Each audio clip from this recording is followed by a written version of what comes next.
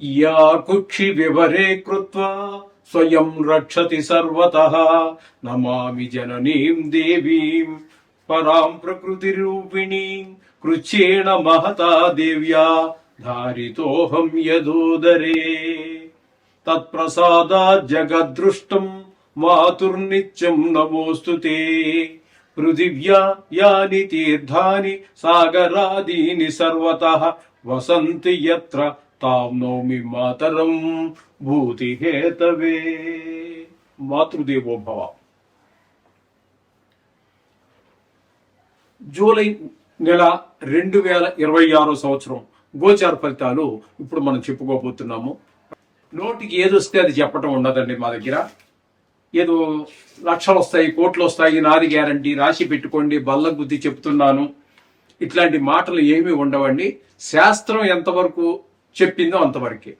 మిమ్మల్ని సంతోషపెట్టడం కోసం ఏదో ఒక స్త్రీ మీ జీవితంలో ప్రవేశిస్తుంది, ఇట్లాంటివి ఏమి ఉండవండి.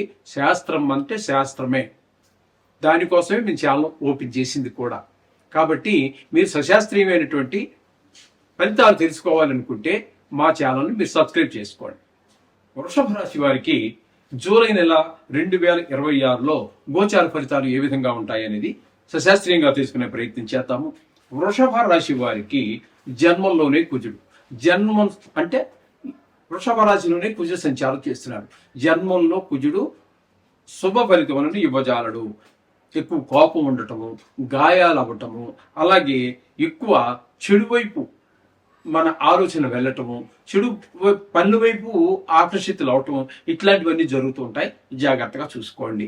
కొంచెం కోపం కూడా ఎక్కువ వస్తూ ఉంటుంది. కోపం వల్ల మిత్రులు కూడా శత్రువులుగా మారుతూ ఉంటారు. ఇక 2వ స్థానంలో 16వ తారీఖు వరకు రవి యొక్క సంచారం, సూర్యుని యొక్క సంచారం. ద్వితీయ స్థానంలో సూర్యుని యొక్క సంచారము శుభ ఫలితములను ఇవ్వజాలదు. అంటే ధనానికి లోటు వస్తుంది, మాటలు కఠినత్వము, కుటుంబంలో కూడా ఆహ్లాదం లేని పరిస్థితి, కంటి జబ్బులున్న వారికి కొంచెం ఎక్కువగా బాధపట్టేటటువంటి అవకాశం ఉంది. తదుపరి అదే రవి సంక్రమణం చెంది మనకి ఇక్కడ కర్కాటకంలోకి వస్తాడు.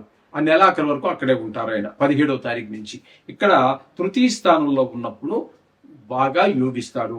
అంటే మనం ఏదైనా పని చేసినా, ఇదో చేస్తూ ఆల్రెడీ ఉన్నా దాంట్లో కుటుంబ సభ్యుల యొక్క బాగా మనకి ప్రోత్సహించటము, అలాగే ఒక ఉద్యోగం చేస్తున్నాం, అక్కడ మన పై ఆఫీసర్లు కావచ్చు, మన తోటి వాళ్ళు కావచ్చు, కింద వాళ్ళు కావచ్చు, వాళ్ళందరూ ప్రోత్సాహం లభించటము, అలాగే సొంత వ్యాపారం చేసేటప్పుడు మన అందరూ సహాయ సహకారాలు అందించడం ద్వారా మనం చేసేటటువంటి వృత్తిలో మనకి ముందుకు వెళ్ళటానికి, కొంచెం అభివృద్ధి చెందడానికి అవకాశం ఏర్పడుతూ ఉంటుంది. ఈ విధమైన ఫలితాలన్నీ కూడా మనకి రవి తృతీయ స్థానంలో ఉన్నప్పుడు జరుగుతూ ఉంటుంది. బుధుని యొక్క సంచారము మొత్తంగా ఒకసారి మీకు 2వ స్థానంలో సంచారం చేసి మరలా తృతీయ స్థానంలో ప్రవేశించి అక్కడి నుంచి మళ్ళీ వెనక ద్వితీయ స్థానంలోకి వస్తుంటారు వక్రగతి మూలంగా. ఇక్కడ మొత్తంగా 11 రోజులు ద్వితీయ స్థానంలో సంచారం, బుధుని యొక్క సంచారం ఉంది. ద్వితీయ స్థానంలో బుధుని యొక్క సంచారము మొత్తం మీద శుభ ఫలితాలు ఇస్తుంది. ఆ 11 రోజులు కూడా అంటే ధనానికి లోటు లేకుండా, మాటలో మంచిగా మాట్లాడగలగటం, మనం మాట్లాడుతుంటే ఎదురువాళ్ళు చాలా ఆసక్తిగా వినటం, ఇట్లాంటివన్నీ ఉంటాయి. అలాగే మంచి మన స్వభావం కూడా మంచిగా ఉంటుంది. ఈ విధమైన పరిస్థితి అంతా ఉంటుంది ద్వితీయ స్థానంలో ఉన్నప్పుడు. ఇక తృతీయ స్థానంలోకి వచ్చిన తర్వాత ఈయన ఇక్కడ ఇంచుమించుగా ఒక 20 రోజుల పాటు ఉంటారండి. ఇక్కడ ఆ 20 రోజులు మనకి కొంచెం ఇబ్బందికరమైనటువంటి పరిస్థితులు ఉంటాయి. అంటే తృతీయ స్థానంలో మనకి ఈ సహాయ సహకారాలు, ఇప్పుడు మనం రవి ఏవైతే మనకి మంచి ఫలితాలు ఇస్తాడు అనుకున్నామో దానికి భిన్నమైనటువంటి ఫలితాలని ఈ బుధుడు ఇవ్వబోతూ ఉన్నాడు. ఇకపోతే శుక్రుని యొక్క సంచారం తీసుకున్నట్టయితే తృతీయ స్థానంలో 4 రోజులు అంటే కర్కాటకంలో, సింహం 5వ స్థానంలో, చతుర్థ స్థానం అవుతుందండి ఇది. చతుర్థ స్థానంలో నెలాఖరి వరకు ఉంటారు. ఇక్కడ తృతీయ చతుర్థ స్థానాలలో శుక్రుడు అనుకూలిస్తాడు. తృతీయ స్థానంలో ఉన్నప్పుడు సహాయ సహకారాలు అందరివి, పక్కవారివి, ఉద్యోగస్తుల్లో ఆ స్థలం, ఏ స్థలంలో మనం పనిచేస్తున్నామో అక్కడ వాళ్ళ యొక్క సహాయ సహకారాలు అందటం. చతుర్థ స్థానంలోకి వచ్చేటప్పటికి విద్య విషయంలో బాగా పిల్లలు బాగా చదవటం, అలాగే దశమ స్థానంలో, ఏకాదశి స్థానంలో రాహుగ్రహ సంచారం జరుగుతోందండి. దీన్ని ఏకాదశ స్థానం అంటే లాభస్థానం అంటారు. మీరు ఏ పని మొదలెట్టినప్పటికీ కూడా అందులో మీరు ప్రావీణ్యం సంపాదించగలుగుతారు. మీకు ధనం, మీరు ఎక్కువ కష్టపడకపోయినప్పటికీ కూడా మీకు ధనం అంటే తక్కువ కష్టంతో ఎక్కువ లాభాన్ని పొందగలుగుతారు. అంటే శ్రమకి మించినటువంటి లాభాలన్నీ వస్తూ ఉంటాయి మీరు మొదలు పెట్టినా సరే. అంచేత ఇక్కడ రాహు మీకు అత్యంత అనుకూలంగా ఉన్నాడు.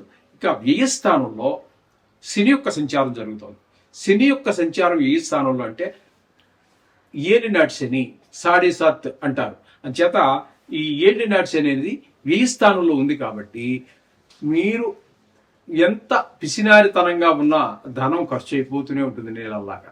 మీరు ఖర్చు పెట్టకూడదని గట్టి నిర్ణయం తీసుకున్నా సరే తప్పనిసరి పరిస్థితులు వచ్చేస్తూ ఉంటాయి. ఆ విధంగా మీరు ఖర్చు అయిపోతూ ఉంటుంది. అయితే ఇక్కడ ధన వ్యయము, ధన నష్టము.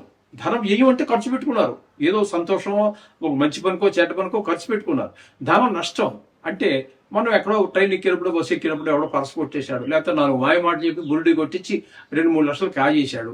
ఇట్లాంటివన్నీ దీన్ని ధన నష్టం అంటాం, దీన్ని వ్యయం అన్నాం. అంచేత ధన నష్టము జరిగే అవకాశం ఉన్నది, ధన వ్యయము జరిగేటువంటి అవకాశం ఉన్నది. అలాగే శత్రు భయము, మనోవిచారాలు, ఇట్లాంటివన్నీ కూడా కొంతమందికి కళతర నష్టం కూడా జరిగే అవకాశం మనకి గోచరిస్తుంది. శని యొక్క ప్రభావం చాలా తీవ్రంగానే ఉంటుంది చెప్పుకోవాలి ఈనాటి శనిలో.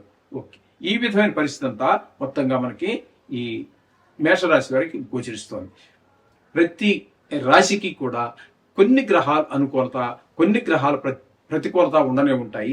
కాబట్టి ఇక్కడ ముఖ్యంగా వీరికి చెప్పుకోవాలి అన్నట్టయితే శుక్రుడు పూర్తి అనుకూలంగా ఉన్నాడు, రవి పాక్షికంగా అనుకూలంగా ఉన్నారు, బుధుడు కూడా పాక్షికంగా అనుకూలంగా ఉన్నారు, ఇక రాహు పూర్తి అనుకూలంగానే ఉన్నారు.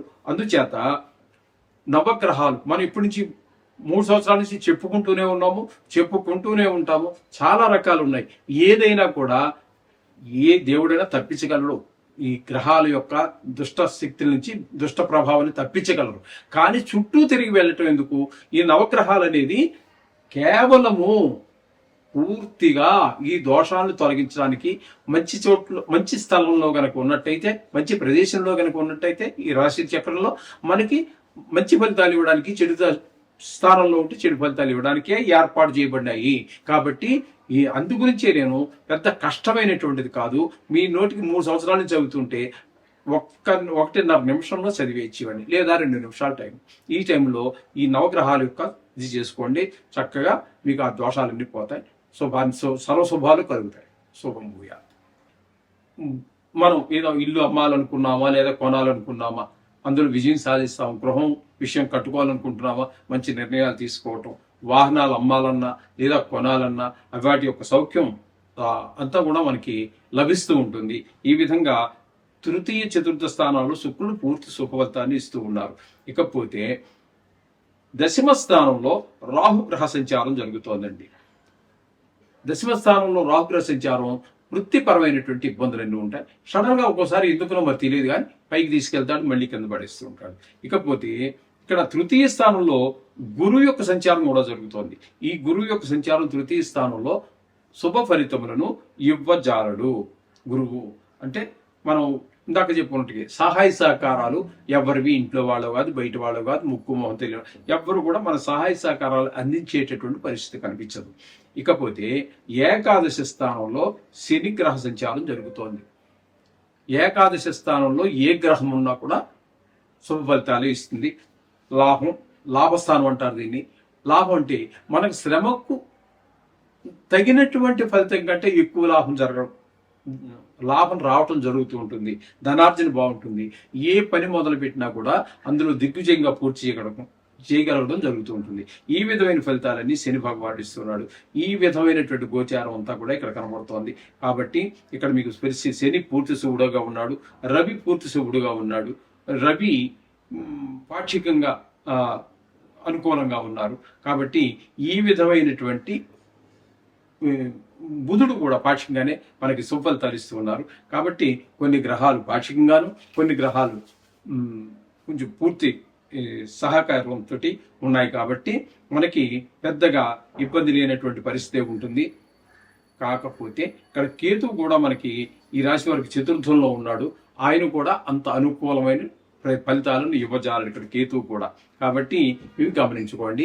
నిత్యము కూడా ఆ నవగ్రహ యొక్క పారాయణ చేసుకోండి. నవగ్రహ శ్లోకాలు చాలా శుభాలు జరుగుతాయి, అందులో ఎటువంటి సందేహము లేదు. శుభం భూయా.